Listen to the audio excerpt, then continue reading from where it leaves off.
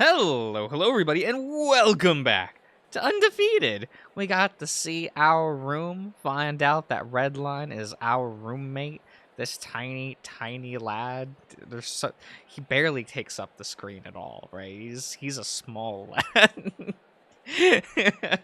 I keep thinking that he's like a clean 5'3".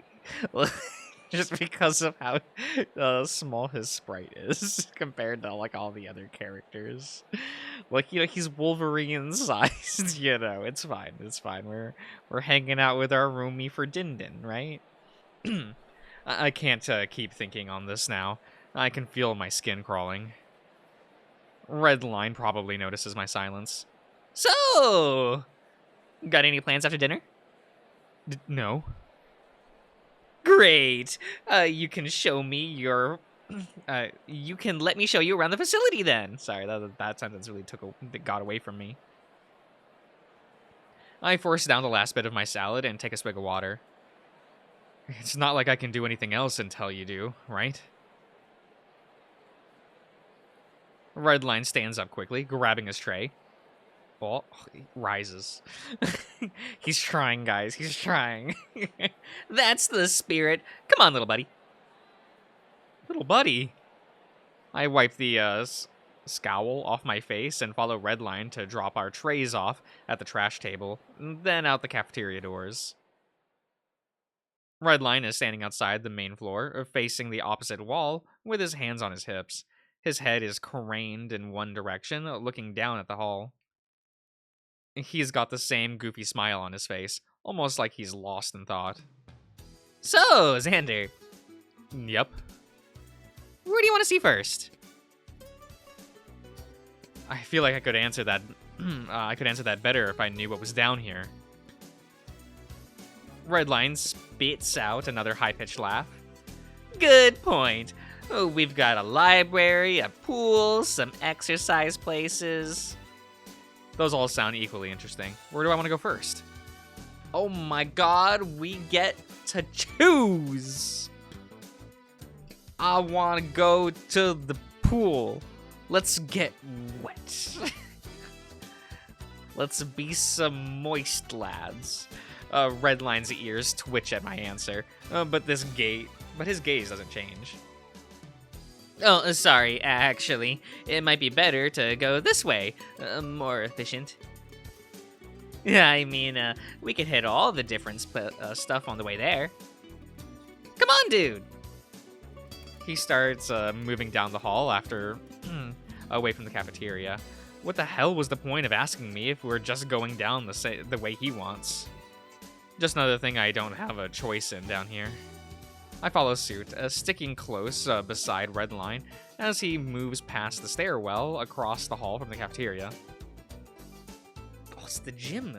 The hyena leads us both down the hall a short distance, stopping in front of a room with a bunch of exercise equipment inside. The machines are being used by a number of men, with the room full of various different species of various sizes. They're clearly working up a sweat. Nice. The gym! Welcome to them! Well, sometimes we call them the weight rooms. I mean, I call them the weight rooms, but only the ones that have weightlifting equipment. Uh-huh. And what do you call the ones that don't have weightlifting equipment? Redline rolls his eyes, but smiles all the same. I told you, those are the gyms! Come on, Xander, keep up! I can't help but glare at him as he continued down the hall a few steps before Redline stops dead in his tracks. Oh, wait. Oh, oi, Bucky! There's a group of older-looking men walking down the hall, chatting amongst themselves. At Redline's call, one of the men turns his head towards us. His face breaks into a smile, and he departs from his group to meet Redline. Aw, look at this lad. Oh, Red! How are you doing? He wastes no time to get close, and nearly diving forward to wrap his arms around the taller man's waist in a hug. The kangaroo chuckles tenderly, following suit as his arms envelop Redline. He's still smiling. Their hug lasts a few seconds while I stand there in a semi-uncomfortable silence.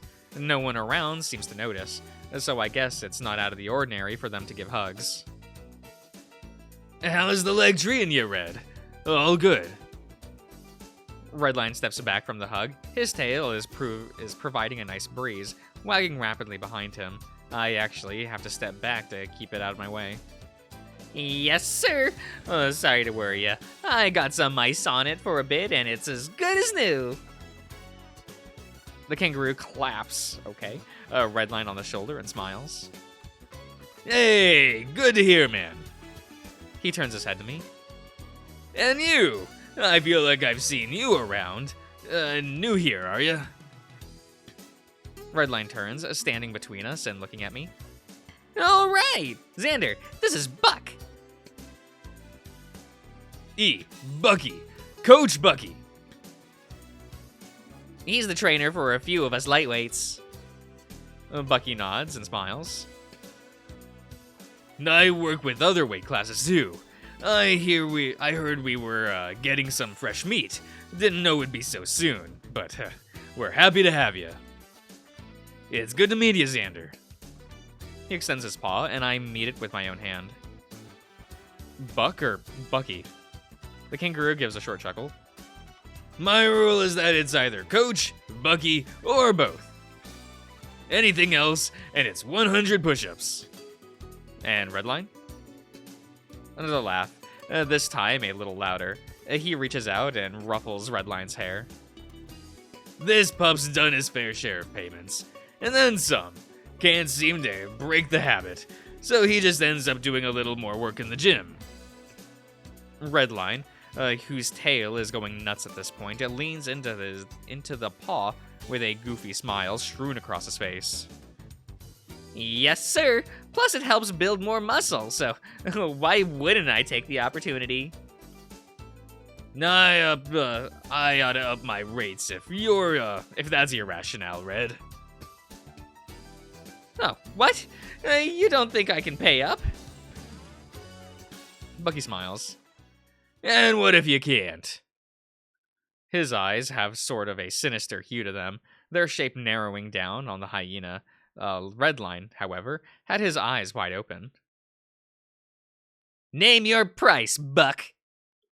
The hyena was standing on his tiptoes to get closer to the kangaroo's face. Bucky simply leering down, still smiling. Next time you fumble the name, 20 minutes on the jump rope. You're on, Buck. The two nearly have their noses pressed against each other. Oh, no kiss. They're still smiling though, so it can't be genuine taunting. Still, this is either the worst match to face off I've seen, or the closest I've ever seen to a real specific porno. I look forward to seeing it tomorrow, Red. I'll be keeping track. Bucky's voice had a bit of a lilt on the last sentence, giving off his teasing intent. The two separate with laughter, with Bucky's hand moving up to ruffle Redline's hair as he turns to me. And you! I shake myself back into the conversation now that I've been addressed. Huh? Will you be joining us in class tomorrow? Bucky's voice is cheery, almost hopeful that I'd be present. I give a half-hearted shrug and gesture to my right shoulder. Not sure if you saw my fight the other day. I got a dislocated shoulder, so I've got a physical therapy in the morning. The kangaroo nods in understanding. A few more men walk down the hall, patting Bucky on the shoulder. He greets them in passing before looking at me again. I'm sorry to hear that. As much as I'd love to put you to work, we can't have you fighting with a busted arm.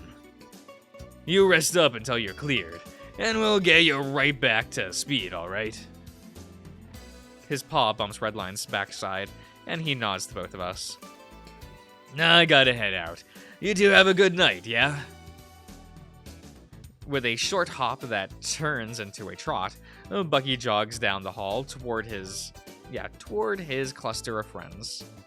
I watch him go and turn back to Redline. The smell of the weight room is still very fresh, and a lot of people trickling out. probably finishing their routine for the night before heading down to the cafeteria. He starts moving forward, and I follow suit subconsciously. What do you think of Bucky? Bucky was nice. It is pretty nice to meet someone that's not talking down to me. Someone that hasn't really tried to insult me yet. Though I don't think Red Lion or Drayden intend to come across as offensive, so maybe I shouldn't be so hard on them. Hopefully, they can learn to think before they speak. Alright, he's alright. Is he hard on you guys? Red Lion lets out a cheery laugh. Of course! I'm not really adverse to working hard, but the way he confirmed that already has me feeling exhausted. But hey, now I can do 100 push-ups without breaking a sweat, so I'd say it's worth it, right? I can't really argue with that. I hadn't seen the results myself, but that sounds like what a good trainer should do. Maybe it's just the thought of working with my damaged arm, but I'm not sure I'm looking forward to my next class. He'll have to make sure I don't mix up his name. I'll have to make sure I don't mix up his name. I think I said that right, but I probably didn't. Yes? That's fine, guys. It's fine. Shouldn't be an issue. But with how casually Redline throws it out, it's almost like he does it on purpose. Some sort of masochistic exercise routine. He chats at me for a bit as we walk through the growing sea of sweaty men before reaching the end of the hall. There's a number of closed wooden doors lined across the wall. To our right, a staircase, and to our left, a short hallway. A heavy chlorine scent wafts from that direction, so I'm guessing that's the pool! He points down the hall. Is that way. I'm not sure how much of a swimmer you are. Not too often. He cocks his head. Aw, really? Any reason why? I shrug. Just never been a big fan. Deers aren't bad swimmers by any stretch, but it's never really been something I've taken to. It's like running, but with heavy equipment on, and I could just be doing that instead of having to keep my head above water. You're missing out. I love a good swim after a heavy day in the gym. Water rinses off all the sweat out and clears my mind. And they have a hoop and a beach ball in there, so it's nice to dunk on some of the other guys in water basketball. Can you actually do a slam dunk? He fidgets for a second before a nervous giggle is forced out. I mean, I don't actually dunk the ball. I'm not tall enough, but I'd like to think I'll get there someday. Someday, Redline. I gesture to the series of doors. There's a weird kind of lighting focused against this wall, almost like it's trying to draw attention to itself. And this? More gyms? Nope. This is the entertainment wing. Well, they call it the Enrichment Center, but they make it sound like we're lab rats. He gives a bit of a non-committal hand wave, accompanied by a high-pitched sound of confusion. I was gonna say animals, but yeah, basically. A weirdly sterile name for a place like this, but maybe it's just to sound impressive. Redline's already gone ahead to the entrance of the wing, so I follow suit. Oh, the library. It's a library. Enrichment Center is pretty pretentious name for a normal-looking library. Redline's standing with his hands on his hips, smiling wide as ever. What do you think? I feel so enriched. His laugh jumps out at me. I should be used to how sudden it can be, but it must be more surprising in the silence of the library. The rest of the people sitting around reading must have not expected the sudden laughter, judging by the genuinely angry looks on their faces. It's definitely not as stocked as your standard library, but it's got a lot of nonfiction stuff. Like history books? He tilts his head. No, more like self-help? Learning books. Books that you learn from textbooks and stuff. Looking around, there are a lot of people reading at tables. A few of them have some notebooks out, scribbling down notes, having some quiet discussions amongst themselves. I follow Redline as he moves out of the library, passing by the raccoon fella I saw earlier. He's got some sort of art tutorial book open next to the notebook, scribbles strewn across one page. Go through a door opposite from the pool that leads down a unique hallway. Modern architecture, pretty impressive lighting. It stands out from the rest of the facility so far. At the end of the hall is a grand-looking steel door that looks like it was designed to blend into the wall. There's a black panel on the wall to the right side. Redline steps up to it, tapping the LED light to life. Okay, cool. Looks like it's free for a few hours. Another few taps and the door slides open.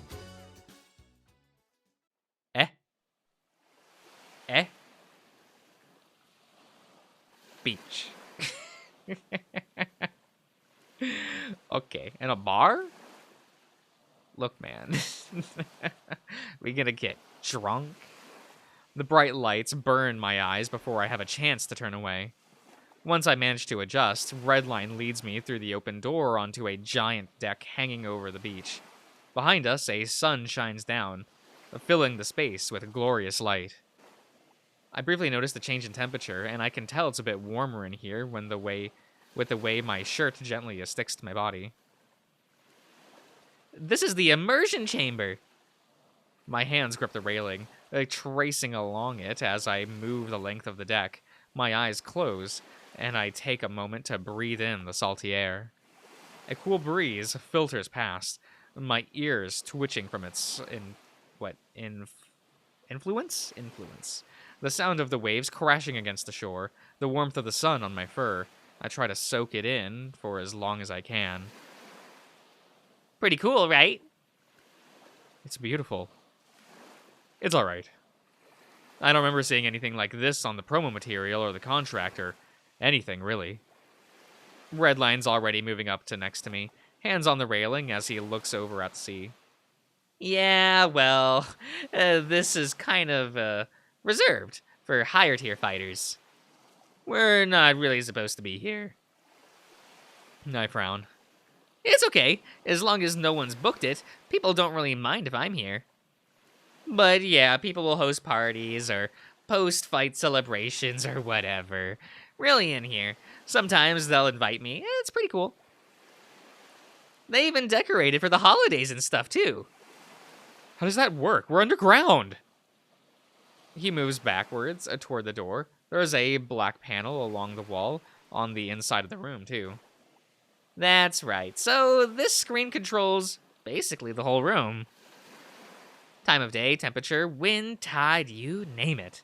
But when the simulation is off, with a few taps, the sunlight fades away. Actually, the whole skyline disappears, replaced with a dull white light, sorry. The waves turn still, rests calmly against the sand. There's no more wind, and the heat has started to turn into a familiar temperature that's shared with the rest of the facility. Okay, so there's actual water here, and that's actual sand. Okay. I was like, wouldn't it be funny if it was just like holograms, all of it? I can feel my heart sink as a little of everything turns sterile.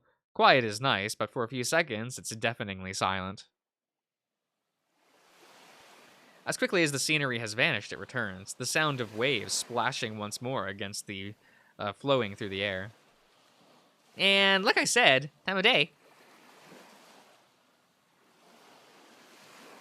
A few seconds pass, and the sun dips down below the horizon.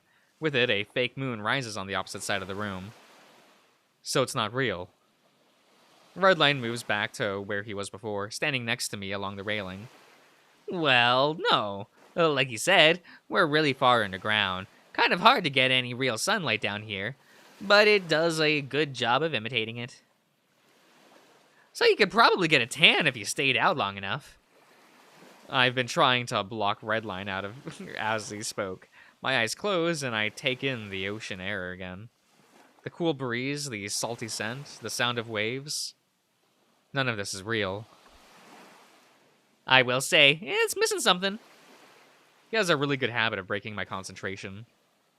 I can't put my finger on it, but it's just uncanny enough to bother me. I miss the real thing, too.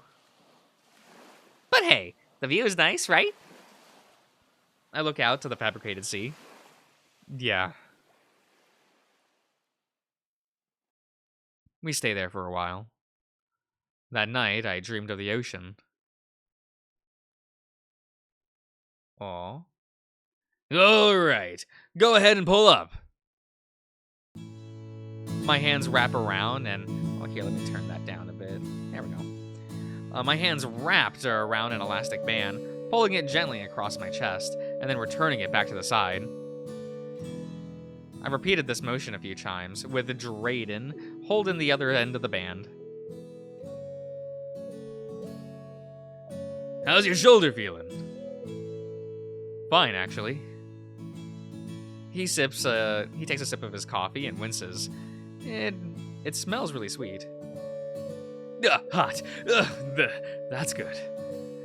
You said it was giving you some trouble yesterday. Yeah, it was aching a bit, but I think that was caused by other stuff. What happened? Nothing, just... Bruce did assault me, but I'd rather not bring that up. It's hard to think of an excuse when I'm put on the spot. I can just use a Redline as a scapegoat, right? Redline got excited and yanked me around all over the place. He choked up a laugh into his coffee. That'll do it. I'd have hoped he'd be a little more careful knowing your situation, but you can't really do much about him once he gets excited.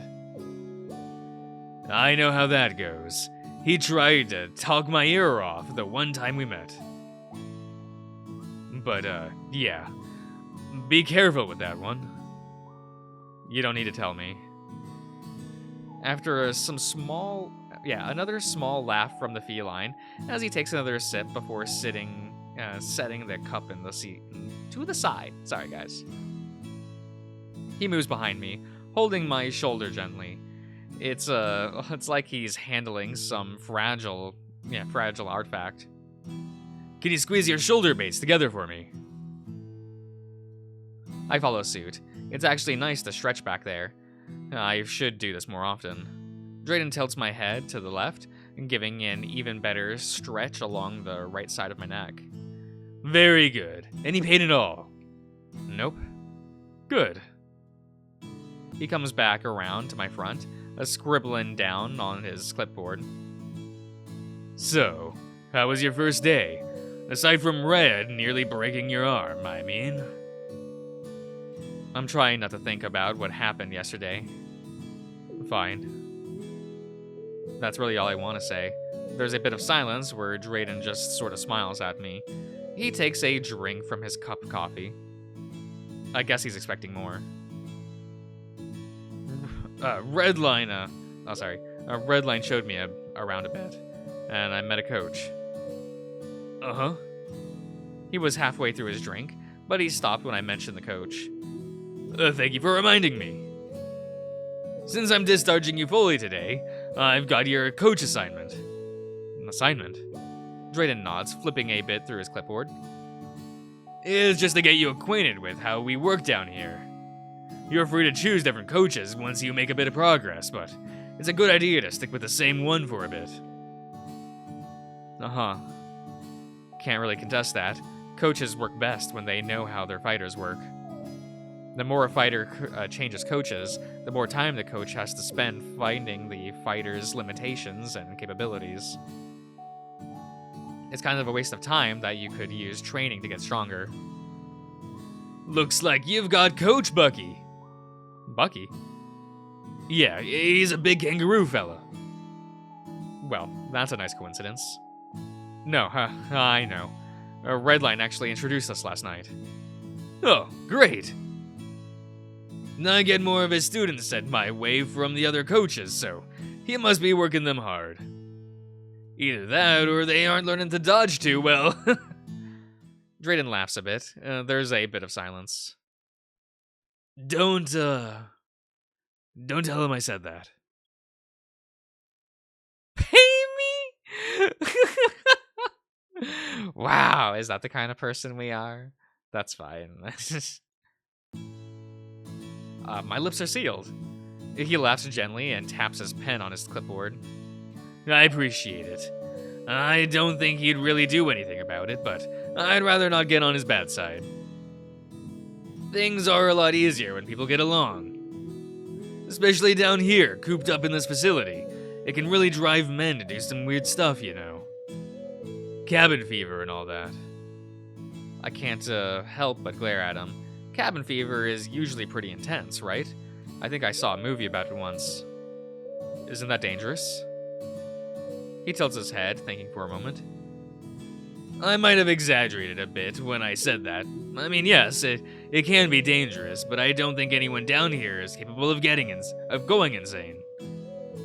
Maybe just a little stir-crazy, that's all. I suppose that's why they give you vacation time. Vacation time? Oh, here, I'm gonna end the part here, everyone. So I hope you've all enjoyed, and I'll see you guys around.